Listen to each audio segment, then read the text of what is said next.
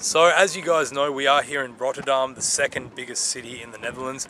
Rotterdam was founded around about the year 1200.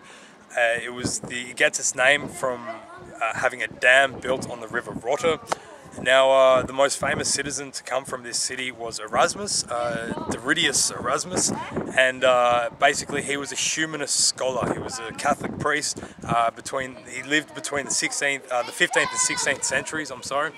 And he managed to find a middle ground in the whole Europe-wide battle between Protestantism and Catholicism.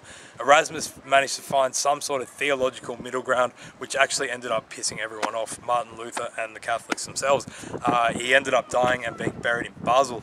Now, the biggest, most monumental event to happen in Rotterdam's history, you could say, was the aerial bombardment. Now, the Nazis in 1940, they were waging their war around Europe. They'd managed to invade and occupy Denmark in 4 hours, and Hitler then turned his attention to the Netherlands. He saw the Netherlands as a buffer zone between Germany and Britain, and he wanted a base to be able to plan a naval and aerial assault on Britain. So he chose the Netherlands.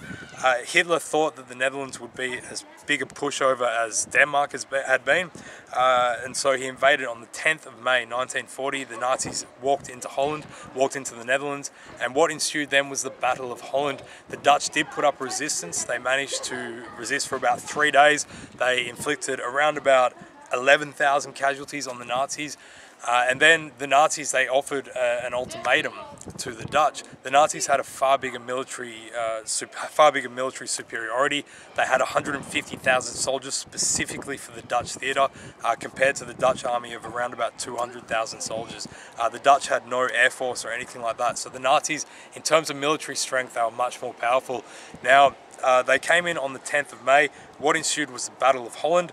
And then Hitler offered this ultimatum to the Dutch and said, if you don't surrender, we're going to bomb your cities to the ground.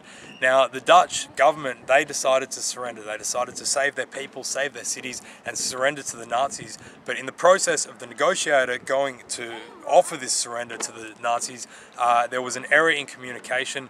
Some think that basically between the Luftwaffe and the ground forces, there was an error in communication, and the Luftwaffe ended up coming in and bombing Rotterdam anyway. They dropped about 13,000 bombs on the city, completely putting it into the ground, which is why Rotterdam has a much different architecture from the rest of the Dutch cities. To get an idea of what the architecture looks like today, you can look just over here.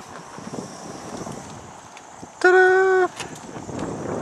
But to get an idea of what it looked like before this bombardment, we've got this just over here. This is some of the unspoilt area of the city which survived that bombardment.